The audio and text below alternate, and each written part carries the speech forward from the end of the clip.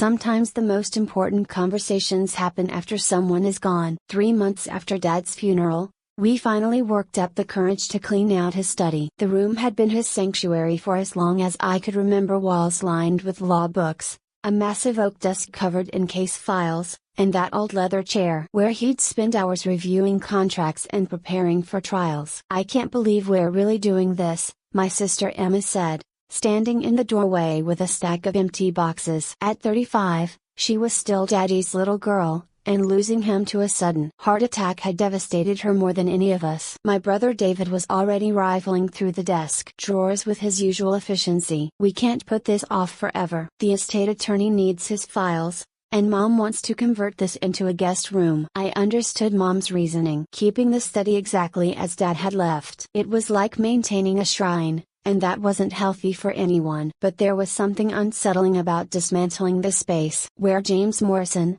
Esquire, had built his reputation as one of the city's most respected attorneys. "Look at all these old case files," David said, holding up a manila folder. "Some of these go back 30 years. Think any of it's worth keeping?" "Dad never threw anything away," I replied, opening the filing cabinet. "He said you never know when old information might become relevant again." That's when Emma found the box. It was tucked away behind a row of law journals on the bottom shelf, almost invisible unless you were looking for it. The cardboard was yellowed with age, and someone Dad, presumably, had written "personal, do not open" across the top in his distinctive handwriting. "Well, that's ominous," David said when Emma showed us the box. "What do you think is in there?" "Probably just old photos or letters," I said, though something about Dad's emphatic warning made me uneasy. He wasn't a secretive man by nature. If he'd felt the need to write such a clear prohibition, there had to be a reason. Emma was already lifting the lid. Inside, wrapped in tissue paper, were dozens of cassette tapes. Each one was labeled with dates spanning from 1989 to just 6 months before Dad's death. His handwriting grew shakier on the more recent labels,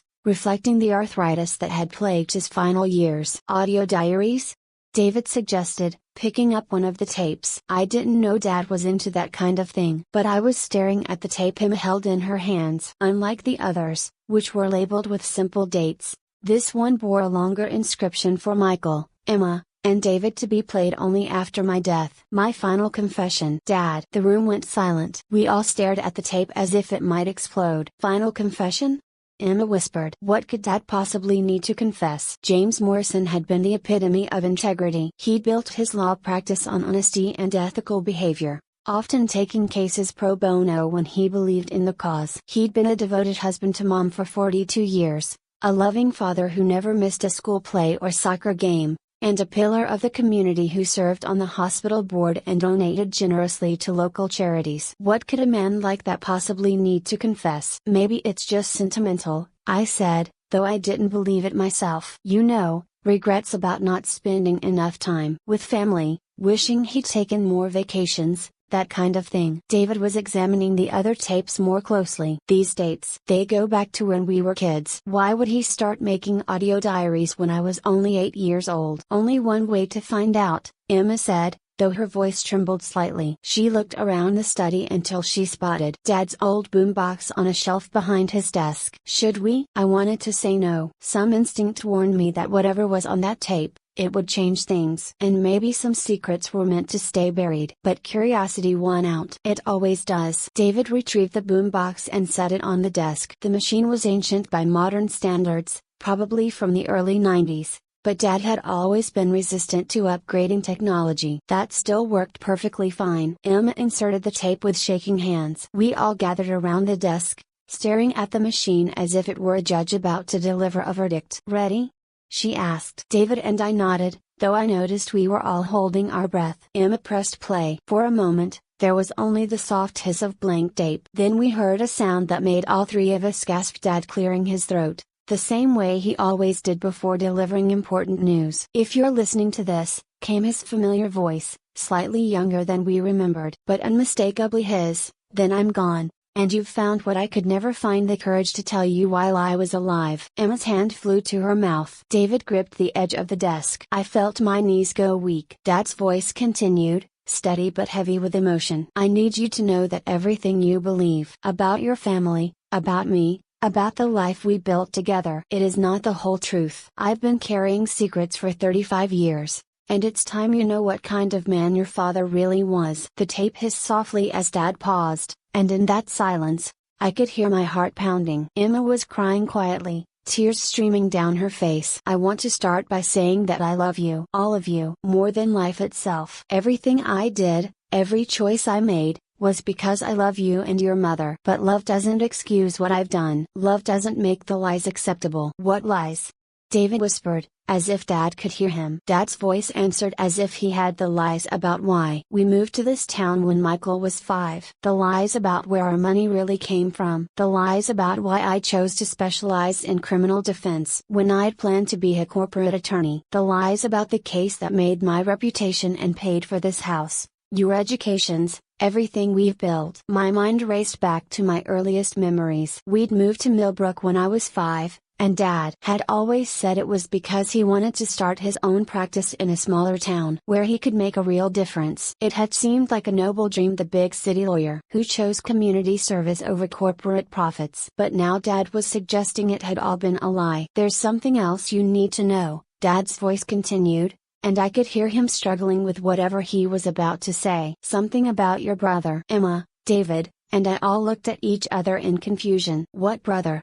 There were only 3 of us. The brother you never knew you had, Dad clarified, his voice breaking slightly. The brother whose death is the reason for everything that came after. The boombox seemed to be the only thing in the room making sound. Our breathing had stopped entirely. His name was Timothy. He would have been your older brother, Michael. He died when he was 7 years old, and it was my fault. Everything that happened after our move to Millbrook, my career change, the wealth we accumulated. It all came from my attempt to cover up what I did to Timothy. Emma made a choking sound. David was white as paper. I felt like the floor was disappearing beneath my feet. We'd had an older brother. A brother who died. A brother whose death Dad had somehow caused and then covered up. I know this is a shock, Dad's voice said, as if he could see our faces. I know it changes everything. But you deserve to know the truth, even if it destroys the image you have of me. Especially if it destroys that image. The tape continued playing, but Dad had fallen silent again. We could hear him breathing, gathering courage for whatever came next. The case that made my reputation, the one that brought us prosperity and respect in this community, was my own defense, he finally said. I was the defendant, not the attorney. I was on trial for Timothy's death, and I manipulated the system to get away with it. Emma sank into Dad's old chair, sobbing openly now. David was pacing behind us, running his hands through his hair. I stood frozen, unable to process what we were hearing. Tomorrow, I'll tell you how Timothy died, Dad's voice promised. I'll tell you what I did, how I covered it up, and how I built our entire life on that foundation of lies and blood money. The tape clicked off. We stared at the silent boombox in absolute shock. The father we'd loved and admired, the man we looked up to our entire lives, had just confessed to causing the death of our brother and covering it up for 35 years. This has to be some kind of mistake, Emma said through her tears. Maybe he was. I don't know, practicing for a case? Writing fiction? He wouldn't. He couldn't. But even as she said it, we all knew it was true. The pain in Dad's voice, the specific details, the careful way he'd hidden these tapes. This wasn't fiction. This was a confession. We have to listen to the rest, David said quietly. We have to know what really happened. I nodded, though part of me wanted to destroy all the tapes and pretend we'd never found them. But Timma was right. We deserved to know the truth, no matter how much it hurt. We gathered up all the cassette tapes, dozens of them spanning decades. Dad's audio diary of guilt, carefully documenting a secret that had shaped our entire family without us ever knowing it. Same time tomorrow? I asked. Emma and David nodded, both looking like they'd aged years in the span of 20 minutes. As we left Dad's study, I caught my reflection in the window. For the first time in my life, I questioned whether I really knew the man staring back at me. If Dad had been living a lie for 35 years, how much of who I thought I was had been built on that same foundation? What had really happened to our brother Timothy? And how far had Dad gone to cover up the truth? The second tape would shatter everything we thought we knew about right and wrong. 24 hours later, we gathered again in Dad's study. None of us had slept well. I'd spent the night staring at the ceiling, trying to reconcile the father I knew with the man who'd confessed to covering up our brother's death. Emma had called in sick to work, and David had postponed 2 important meetings. The boombox sat on the desk exactly where we'd left it, along with the chronologically arranged stack of cassette tapes. The one labeled Date 2 seemed to mock us with its innocent appearance. "Before we start," Emma said, her voice hoarse from crying, "I need to know we're all committed to hearing this through to the end. Whatever Dad tells us, however bad it gets, we listen to all of it." David nodded grimly. "We've come this far." I wasn't sure I wanted to commit to that. Part of me was terrified that whatever we learned today would be so horrible that we'd never be able to look at our family the same way again. But Emma was right, we couldn't stop now. She inserted the second tape and pressed play. Dad's voice emerged immediately. No hesitation this time. "I've been awake all night thinking about how to tell you this story. There's no gentle way to explain what happened to Timothy, so I'll just give you the facts." His tone was different today, more clinical, like the lawyers he'd been in court. As if treating this like a case file would make it easier to bear. "It was July 15, 1987. Timothy was 7 years old, and you, Michael, had just turned 5. We were living in Chicago then, in the Riverside district. I was working for Henderson, Klein, and Associates, and your mother was teaching part-time at the elementary school. I tried to access memories from that time, but everything before our move to Millbrook was hazy. I remembered fragments: a different house, different neighbors, a sense of upheaval, but no clear pictures. Timothy was challenging," Dad continued, and I could hear the careful way he chose his words. "What we'd call ADHD today, but back then we just thought he was hyperactive and defiant. He had trouble in school, trouble following rules, trouble sitting still. Your mother wanted to get him evaluated, but I kept insisting he just needed more discipline." Emma and I exchanged glances. Dad had always been firm but never harsh with us. It was hard to imagine him being overly strict with a child who was struggling. "The day it happened was a Saturday. Your mother had taken you to your swimming lesson, Michael, and I was supposed to watch Timothy. I had case files to review, a big trial starting Monday, and I thought Timothy could just play in the backyard while I worked." Dad's voice caught slightly, and we could hear him taking a shaky breath. "Timothy kept interrupting me, coming inside every few minutes, asking for snacks, wanting me to play with him, complaining that he was bored. I kept telling him to go back outside, that Daddy was working, that he needed to learn to entertain himself." The clinical tone was starting to crack, revealing the pain underneath. "The 4th or 5th time he came in, I lost my temper. I yelled at him, told him that if he interrupted me one more time, he'd be sorry. Timothy started crying and said he just wanted to play with me, that he missed me because I was always working. And God help me, I told him to stop being a baby and go outside." Emma was crying again, silent tears that she didn't bother to wipe away. 10 minutes later, I heard screaming from the backyard. When I ran outside, Timothy was at the bottom of the old oak tree, not moving. He'd been climbing at something I'd told him dozens of times never to do, and he'd fallen from about 15 feet up. My stomach clenched. A 15-foot fall could easily kill a 7-year-old child. I ran to him, and I could see immediately that it was bad. His neck was bent at an unnatural angle, and there was blood coming from his mouth. But he was still breathing. He was still alive. Dad paused, and when he continued, his voice was barely a whisper. "This is the part I've never told anyone. Not the police, not the paramedics, not your mother, not the lawyers. This is where I made the choice that destroyed my soul and shaped the rest of our lives." We were all leaning forward now, dreading what came next. Timothy's eyes were open, and he was looking at me. He couldn't speak. I think his vocal cords were damaged. But his eyes were pleading with me, begging me to help him. And I knelt down next to him, and I said, "I'm sorry, Timothy." "Daddy's so sorry." Dad's voice broke completely, and we could hear him sobbing on the tape. "But I didn't call 911.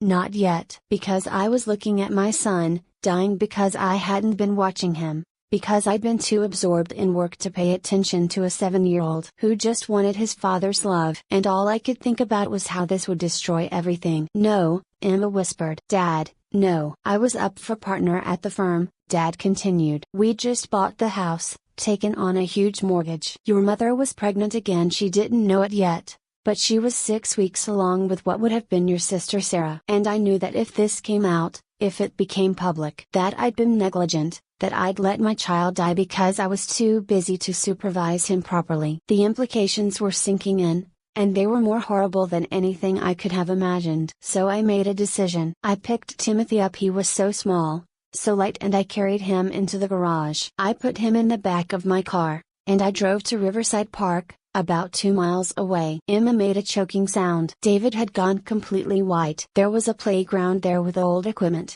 the kind they don't make anymore because it's too dangerous. Metal slides, tall monkey bars, a merry-go-round that spun too fast. I carried Timothy to the base of the monkey bars, and I arranged him there. Made it look like he'd fallen while playing. The silence in the room was deafening. Our father had just confessed to moving our dying brother's body to cover up his own negligence. Then I drove home, cleaned up any evidence that he'd been hurt in our backyard, and waited exactly 45 minutes before calling the police to report that Timothy was missing. I said he'd wandered off while I was inside making lunch, and I was worried because he wasn't allowed to leave the yard. Dad's voice had become mechanical again, reciting facts like he was reading from a police report. They found him an hour later. By then, he'd been dead for almost 2 hours. The coroner ruled it an accidental death, a tragic playground accident. No one suspected anything because I was a respected attorney, a loving father who was clearly devastated by the loss of his son. But he was still alive when you moved him,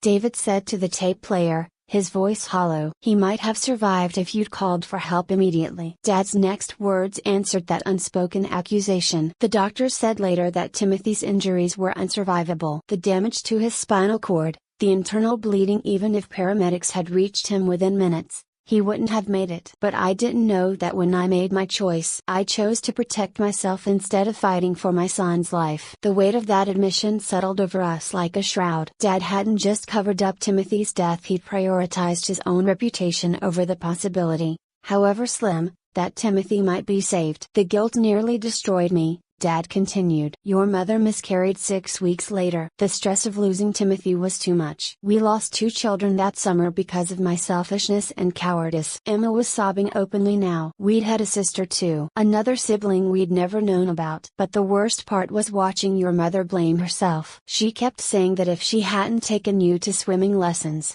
if she'd been home to watch Timothy, it never would have happened. She carried that guilt for years, and I let her. I let my wife torture herself with responsibility for something that was entirely my fault. The cruelty of that was staggering. Dad had allowed Mom to suffer for his choices, had watched her blame herself for their son's death while knowing the truth. 6 months later, I started getting panic attacks. I couldn't sleep, couldn't focus at work. The partners at the firm suggested I take some time off, maybe consider a change of pace. That's when I decided we needed to start over somewhere new. So we moved to Millbrook, I said, the pieces falling into place. We moved to Millbrook, Dad confirmed, and I used the life insurance money from Timothy's death to start my own practice. Blood money, essentially. Every success I had after that, every case I won, every dollar I earned, it was all built on Timothy's death and my cover-up. The irony was devastating. Dad had built his reputation as a criminal defense attorney using skills he'd first employed to cover up his own crime. But the universe has a way of balancing the scales, Dad said, his voice taking on a strange tone. Within 2 years of opening my practice, I was assigned a case that would define the rest of my career. A case that would force me to relive Timothy's death over and over again. He paused, and when he continued, there was something almost like dark humor in his voice. I was assigned to defend a father who'd been charged with negligent homicide in the death of his 6-year-old daughter. She drowned in their backyard pool while he was inside taking a business call. The parallels to my own situation were unmistakable. Emma looked up at me with red-rimmed eyes. The Caldwell case, she whispered. I remembered it vaguely. Dad's first major victory. That had launched his reputation as a brilliant defense attorney. He'd gotten the charges dropped, arguing that the death was a tragic accident and that prosecuting grieving parents served no purpose. I threw myself into that case like my own life depended on it, Dad continued. Because in a way, it did. If I could save Robert Caldwell from the consequences of losing his child through negligence, maybe I could find some redemption for what I'd done to Timothy. Did you tell him? David asked the tape player. Did you tell your client the truth? I never told Robert Caldwell about Timothy, Dad answered. But I used every technique I'd employed to cover up my own crime to build his defense. I knew exactly how the investigation would proceed because I'd lived through it. I knew what evidence to challenge because I'd hidden the same evidence myself. I won the case using expertise gained from getting away with my son's death. The room felt like it was spinning. Dad hadn't just covered up Timothy's death, he'd turned that cover-up into a career advantage. The irony is that Robert Caldwell probably was innocent, Dad said. His daughter's death really was just a tragic accident. But I didn't defend him because I believed in his innocence. I defended him because I was defending myself, retroactively justifying my own choices by proving that similar circumstances didn't constitute criminal negligence. And after that?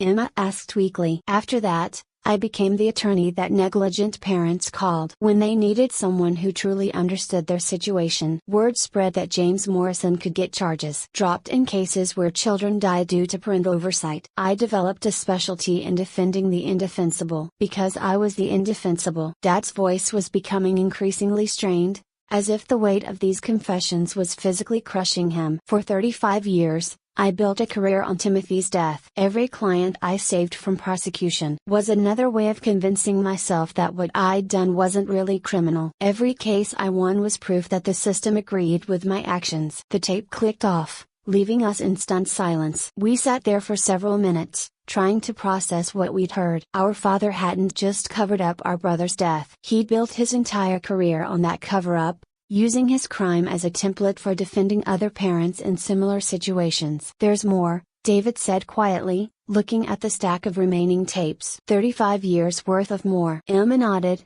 wiping her eyes. We listened to it all. We have to know everything. I wasn't sure I could take much more revelation, but she was right. We'd crossed a line, and there was no going back now. What other sins had Dad committed in the name of covering up Timothy's death? And how many lives had been affected by his 35-year campaign of lies? Day 3 would prove that some families can't survive the truth. The third cassette tape sat on Dad's desk like a loaded weapon. Emma had arrived early and was already in tears before David and I even entered the study. She'd been reading Dad's old case files, trying to understand the scope of what we'd learned. I found the Caldwell file, she said without preamble, holding up a thick manila folder. And the Henderson case. And Morrison vs. State. And at least a dozen others. David took the files from her hands, scanning the case summaries. What are you saying? I'm saying Dad wasn't exaggerating. He really did build his entire career defending parents who'd lost children through negligence. And according to these files, he had an abnormally high success rate. I looked over David's shoulder at the case notes. The similarities were chilling. Children who drowned, fallen, been injured in accidents while their parents were distracted or absent. In every case, Dad had managed to get charges reduced or dismissed entirely. 93% success rate,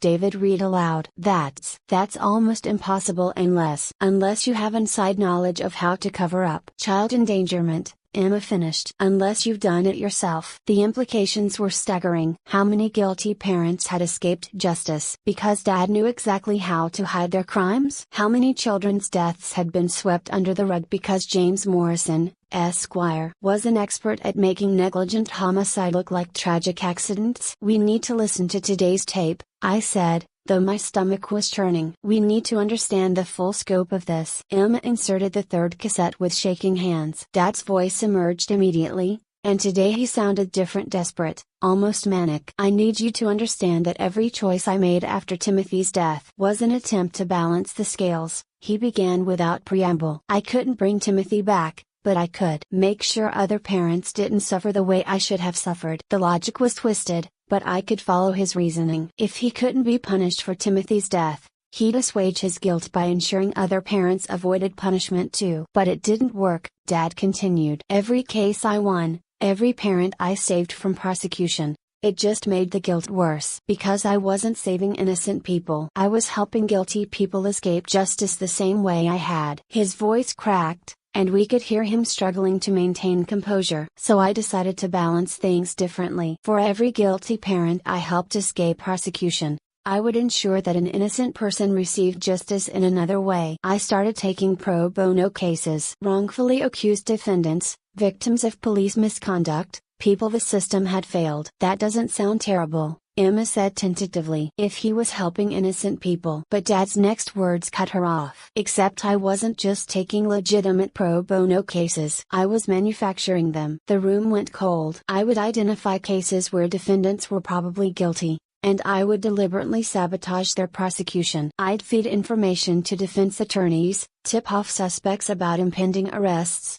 hide evidence that would ensure convictions. Emma's hand flew to her mouth. David dropped the case files he'd been holding. For every Robert Caldwell I saved from prosecution for negligent homicide, I would ensure that a drug dealer or embezzler or assault perpetrator walked free, Dad explained. I convinced myself that I was balancing the cosmic scales. If I was putting guilty parents back on the street, I owed it to the universe to put other guilty people back on the street too. The insanity of the logic was breathtaking. Dad had decided that the solution to helping guilty people escape justice was to help more guilty people escape justice. But that's not the worst part, Dad continued, and his voice took on a quality that made my skin crawl. The worst part is what I did when the guilt became too much to bear. Emma, David, and I all leaned forward, dreading what came next. I started creating victims. The words hung in the air like poison. None of us could speak. When balancing guilty against guilty wasn't enough, I decided that innocent people needed to suffer to pay for my sins, Dad explained, his voice becoming increasingly detached. So I started ruining innocent lives on purpose. What does that mean?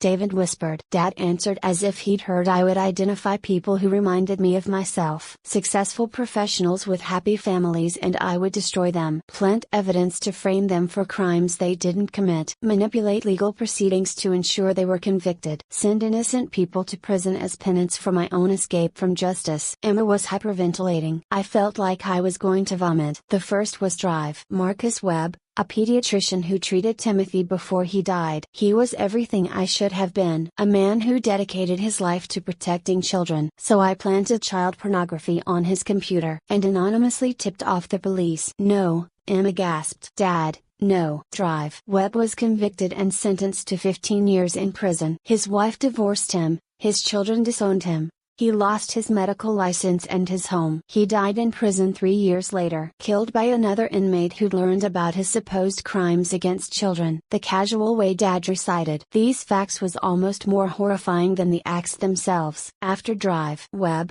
it became easier. I destroyed 7 innocent families over the course of 20 years. A teacher, a social worker, a police officer, a judge, a prosecutor, a defense attorney, and a child psychologist. All people whose lives were dedicated to protecting others, all punished for my inability to protect Timothy. David was pacing behind us, his hands clenched into fists. This isn't possible. This can't be real. But it was real. The same methodical intelligence that had made Dad a successful attorney had been turned to manufacturing elaborate frame-ups and false prosecutions. I kept detailed records, Dad continued. Every piece of planted evidence, every manipulated witness, every bribed official. It's all documented in the files hidden behind the false wall. In my study closet, Emma and I looked at each other in horror. There were files, documentation, proof of 35 years of systematic destruction of innocent lives. But the universe demands balance, Dad said, his voice taking on an almost religious quality. And eventually, it demanded payment from me too. What do you mean?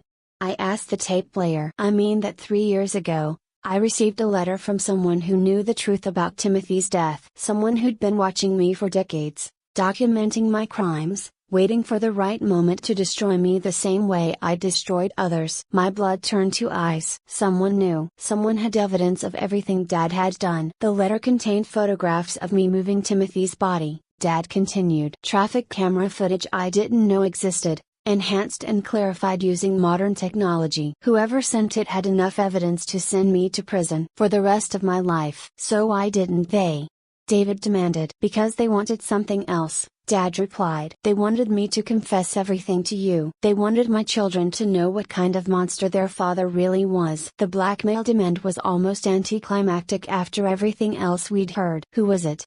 Emma asked, though her voice was barely a whisper. I never found out, Dad admitted. The letter was unsigned, and when I tried to trace it, all I could determine was that it had been mailed from somewhere in Europe. But the handwriting looked familiar. Dad paused, and when he continued, His voice was filled with a terrible certainty. I think it was Timothy. Emma made a choking sound. David stopped pacing and stared at the tape player. I know how that sounds, Dad said quickly. I know it's impossible. But the handwriting on that letter looked exactly like Timothy's would have looked if he'd lived to grow up. The same slant, the same letter formation, the same way he dotted his I's when he was learning to write. The silence in the room was absolute. I think Timothy survived, Dad whispered. I think when I moved his body, he wasn't actually dead yet. I think he survived the fall and the blood loss and the hours lying unconscious in that park. I think someone found him and saved him, and he grew up knowing that his father had abandoned him to die. That's impossible, I said, though my voice sounded strange even to me. Is it? Dad asked. I never checked to make sure he was dead before I moved him. I assumed he was because he wasn't moving, but I never checked for a pulse. Never listened for breathing. What if he was just unconscious? What if the person who found him was able to get him to a hospital in time? The possibility was too horrible to contemplate. If Timothy had survived, if he'd grown up knowing that Dad had left him to die. The letter demanded that I record these confessions, Dad continued. Every detail of Timothy's death, every cover-up, every innocent person I destroyed. It demanded that I leave them for you to find after my death, so that you would know the truth about your father. So you did it, Emma said flatly. You made these tapes because a blackmailer told you to. I made these tapes because it was time, Dad corrected. Because 35 years of lies and guilt and manufactured suffering had to end somewhere. And if Timothy really is alive, if he really survived what I did to him, then he deserves to have his siblings know the truth about what happened. The tape clicked off, leaving us in stunned silence. For several minutes, nobody spoke. The weight of what we'd learned was crushing. Not just that Dad had covered up Timothy's death, but that he'd spent decades destroying innocent lives as some twisted form of penance. I can't, Emma said finally, standing up abruptly. I can't do this anymore. Emma, I started. No. She whirled on me, her face streaked with tears. Don't you understand what this means? Our entire lives have been built on blood money. This house, our educations, our comfortable childhoods, it all came from Dad's career. Defending child killers and destroying innocent families. That doesn't change who we are, David said, though he sounded uncertain. Doesn't it? Emma laughed bitterly. How do you think I became a social worker, David? What do you think inspired my career choice? I've spent my entire adult life trying to protect children from abusive parents, never knowing that my own father was the reason some of those abusive parents never went to prison. The irony was devastating. Emma had dedicated her life to fighting the kind of injustice that Dad had been perpetuating. And you, Michael, she continued, turning on me with blazing eyes. Do you know what you do for a living? You're a prosecutor. You've spent 15 years putting criminals behind bars, and every conviction you've won has been tainted by the fact that your father was on the other side, helping guilty people walk free. The accusation hit me like a physical blow. My entire career had been built on a foundation. I'd never questioned the belief that justice mattered, that the system worked when good people fought for what was right. But if Dad had been systematically undermining that same system, how many cases have you lost because of Dad's influence? Emma demanded. How many criminals escaped justice because James Morrison taught their defense attorneys his techniques for hiding evidence and manipulating witnesses? I couldn't answer because I didn't know. Dad had never directly interfered with my cases, but his reputation in the legal community was significant. Other attorneys knew his methods, his strategies, his approach to defending the seemingly indefensible. This is insane, David said, running his hands through his hair. We can't blame ourselves for things Dad did before we were even adults. Can't we? Emma shot back. David, you're a financial advisor. You help people manage money and plan for their futures. Do you know where your startup capital came from? Do you know how you were able to afford your MBA?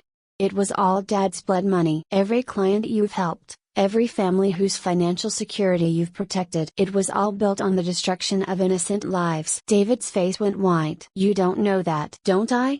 Emma picked up the case files she'd been reading. Look at the dates, David. Look at when Dad won his biggest cases and compare them to major expenses in our family. Your college tuition coincides with his defense of Patricia Manning, who smothered her infant son and walked free because Dad convinced the jury it was Sid's. My law school loans were paid off right after he got Robert Chen acquitted of drowning his daughter in the family pool. The connections she was drawing were horrifying but undeniable. Every milestone in our lives had been financed by Dad's success in helping child killers escape justice. And the money he used to help us buy our first homes, start our careers, build our adult lives, Emma continued relentlessly. That all came from the systematic destruction of innocent people. Drive Webb, who died in prison for crimes he never committed. Sarah Martinez, the teacher who lost everything when Dad framed her for embezzling from the children's charity she'd founded. James Fletcher, the police officer who was convicted of planting evidence because Dad actually planted evidence to frame him for planting evidence. Each name was like a knife wound. These weren't abstract victims, they were real people whose lives had been destroyed to fuel our family's prosperity. Stop, I said weakly. Just stop. Why? Emma demanded. Because it's too painful to hear. Because it makes you uncomfortable to know that you're comfortable. Life was built on other people's suffering?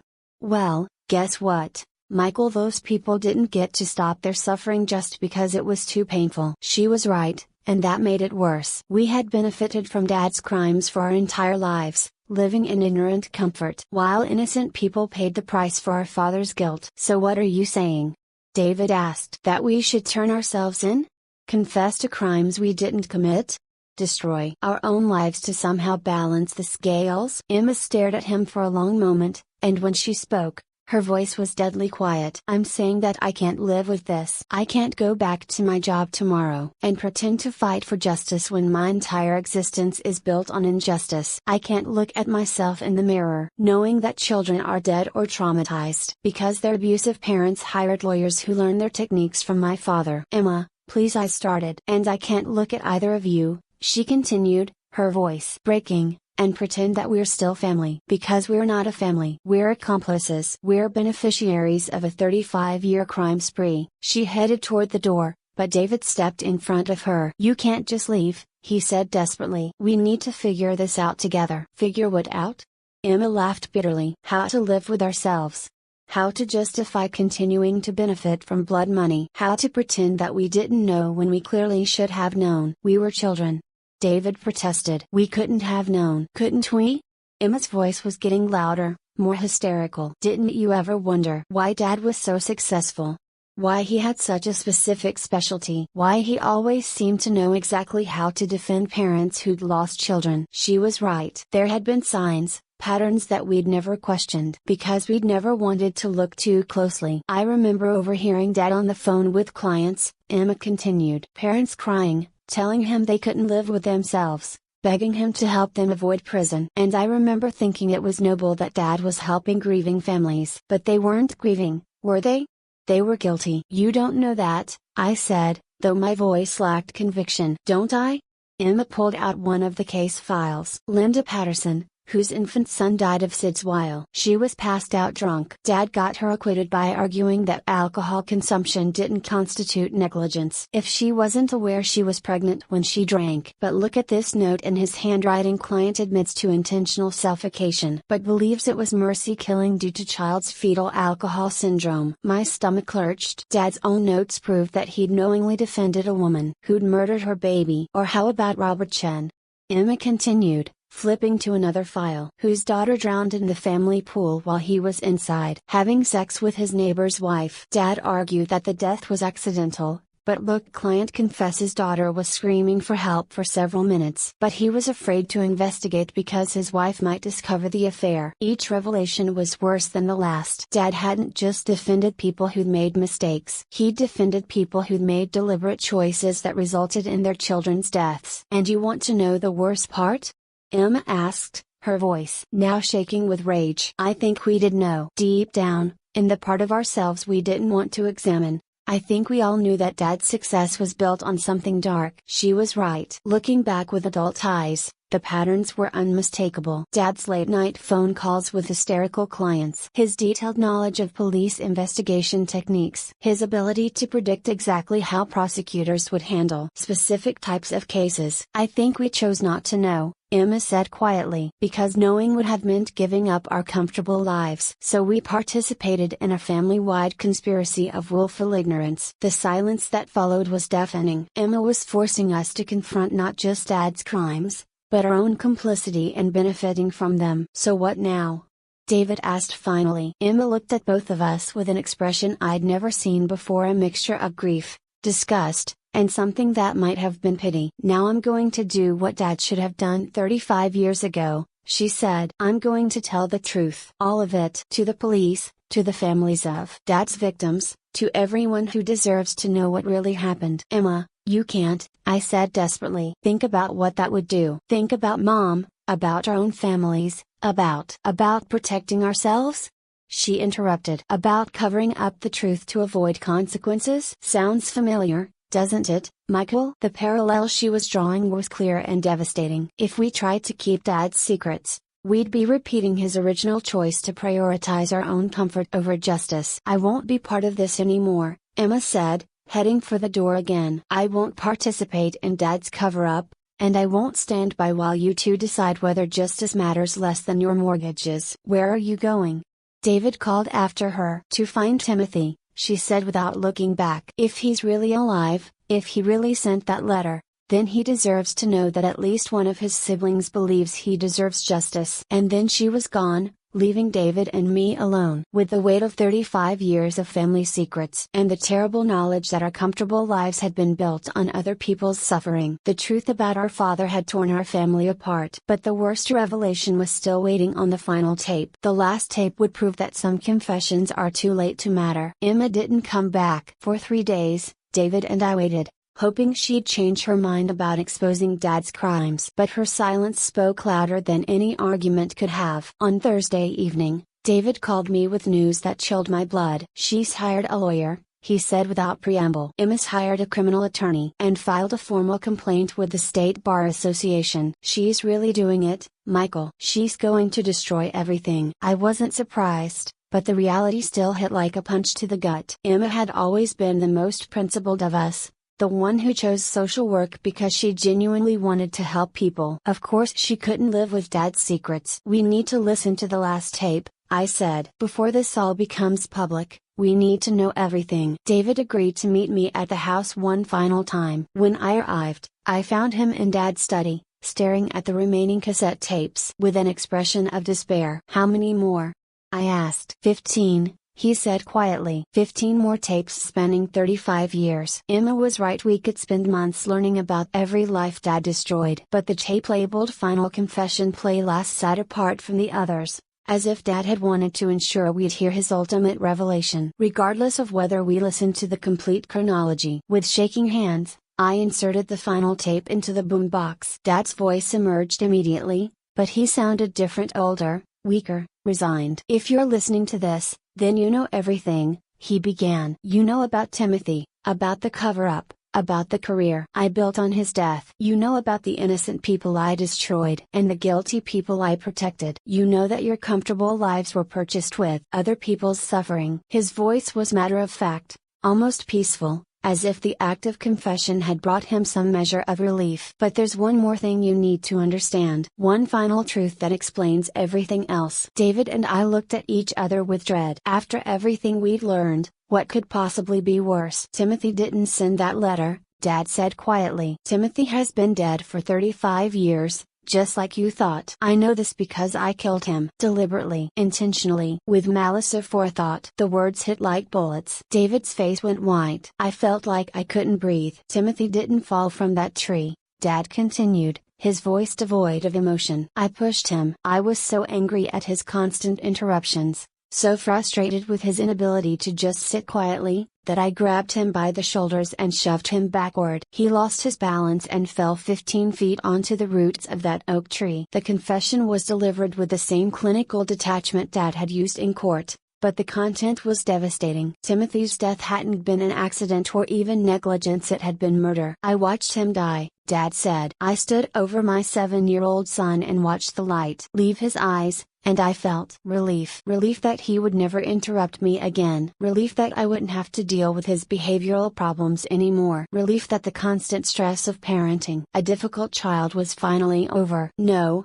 David whispered. This isn't real. This can't be real. But Dad's voice continued, relentless in its honesty. For about 10 minutes, I felt nothing but relief. And then the reality of what I'd done set in, and I realized I had to make a choice. I could call the police, confess to killing my son in a moment of rage, and spend the rest of my life in prison. Or I could cover it up and try to build something meaningful from the ashes of what I destroyed. The rationalization was chillingly familiar. Dad had convinced himself that covering up Timothy's murder was somehow noble, a way to honor his son's memory by building a successful life. Moving Timothy's body to the park, making it look like an accident that was all planned and deliberate. I spent 2 hours staging the scene, making sure every detail supported the story of an accidental fall. I was thorough because I'm a lawyer, and I understand evidence. Dad paused, and when he continued, his voice took on an almost dreamy quality. And it worked perfectly. The investigation was perfunctory because no one suspected that a respected attorney would murder his own child. The insurance money paid out without question. Within a year, I'd successfully erased Timothy from existence and convinced everyone,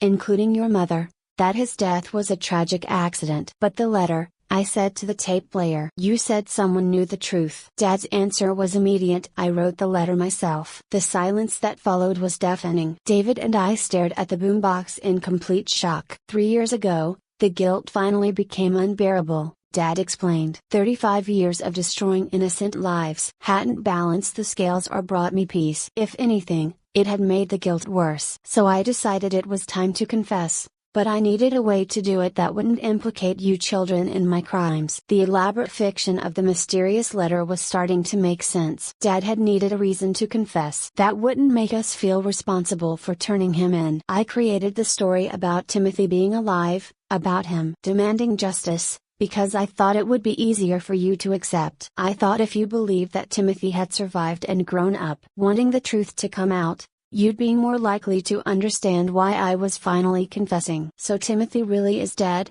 David said flatly. And everything you told us about him possibly surviving was a lie. Timothy is dead, Dad confirmed. I made sure of that 35 years ago. But in a way, he has been alive all this time. Alive in my guilt, alive in my dreams, alive in every decision I've made since the day I killed him. Dad's voice cracked slightly. The first sign of emotion we'd heard in this final confession. I've spent 35 years trying to honor Timothy's memory through my work, but everything I did just dishonored him more. Every guilty parent I helped escape justice was a betrayal of the child I'd killed. Every innocent person I destroyed was another victim added to Timothy's legacy. The scope of the devastation was staggering. Dad had spent decades compounding his original crime, creating an ever-expanding circle of victims all connected to Timothy's murder. And the worst part, Dad continued, is that I involved all of you. I used Timothy's death to build a life for our family, and in doing so, I made you all complicit in his murder. Every privilege you enjoyed, every opportunity you had,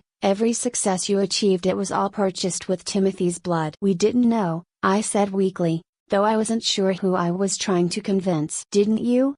Dad asked, as if he'd heard my protest. Looking back now, with adult eyes and the perspective of time, can you honestly say there were no signs? No moments when you wondered why I was so successful at defending child killers? No questions about why our family seemed to prosper while other families struggled? He was right. There had been signs. Dad's late-night phone calls with sobbing clients, his detailed knowledge of police investigation techniques, his uncanny ability to predict how prosecutors would handle specific types of cases. We'd chosen not to examine these patterns too closely, because doing so would have threatened our comfortable existence. Emma is right to expose the truth, Dad said, his voice gaining strength. She's the only one of my children who has the courage to prioritize justice over family loyalty. She's the only one who understands that some secrets are too toxic to keep. Hearing Dad praise Emma for the very action that would destroy our lives was surreal. He was essentially endorsing his own exposure,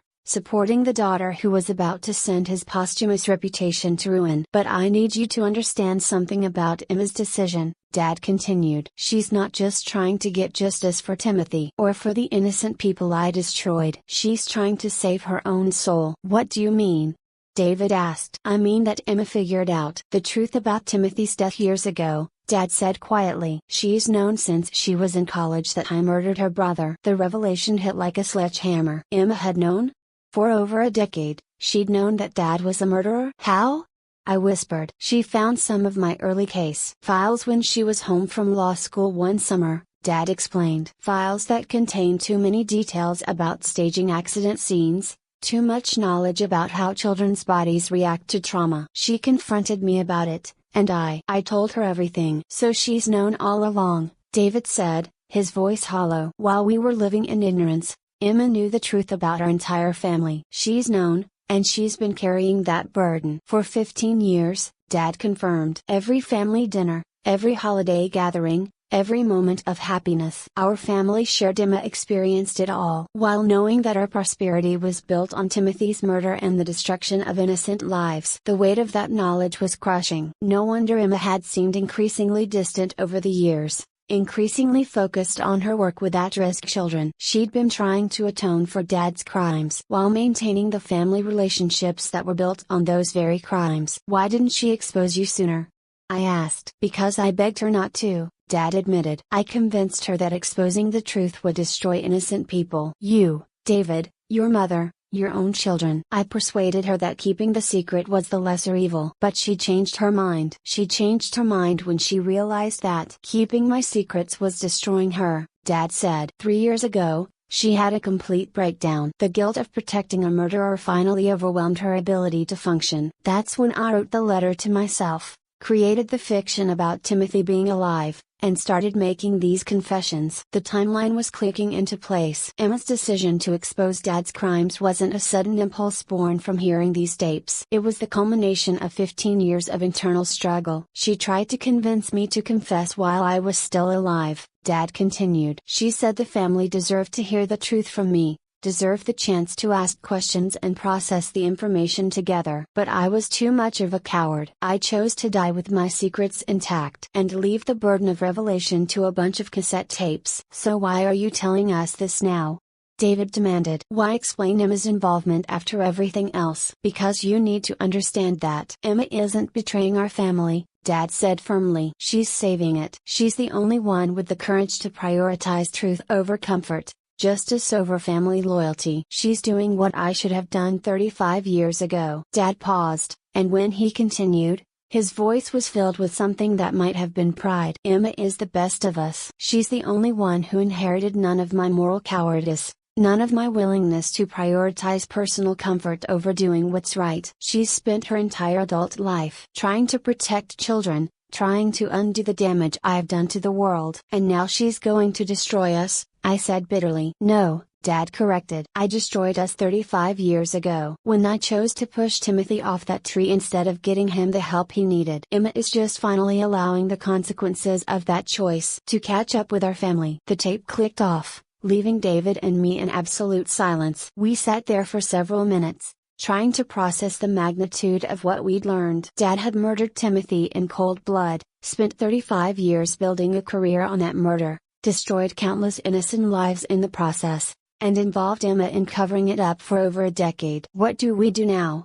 David asked finally. I looked around Dad's study, the law books, the case files, the awards and commendations that represented a career built on murder and manipulation. Everything would have to go. Everything would be exposed, examined, used as evidence in the investigation that Emma had already set in motion. We prepare for the consequences, I said quietly. We figure out how to explain to our children that their grandfather was a murderer. We decide whether to hire our own lawyers or cooperate with the investigation. We learn to live with the knowledge that our entire lives have been built on blood money. David nodded grimly. And Emma? I thought about my sister, who'd carried the truth about our family for 15 years while watching David and me live in comfortable ignorance, who dedicated her life to protecting children while knowing that our father had killed one, who'd finally found the courage to prioritize justice over family loyalty. Emma is free, I said. For the first time in 15 years, She's finally free. Outside Dad's study window,